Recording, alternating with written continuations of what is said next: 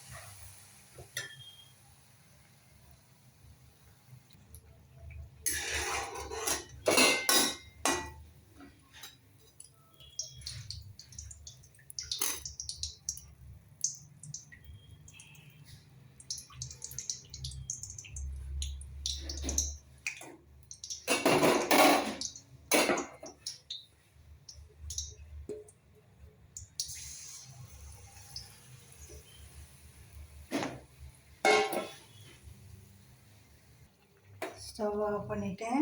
முடிஞ்சிருச்சு.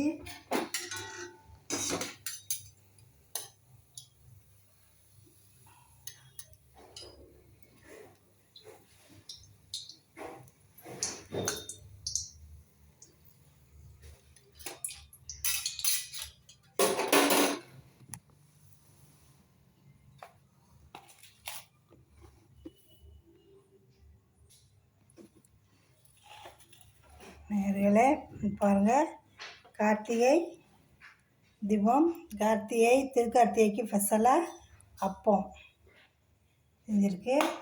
பாருங்கள் எவ்வளவு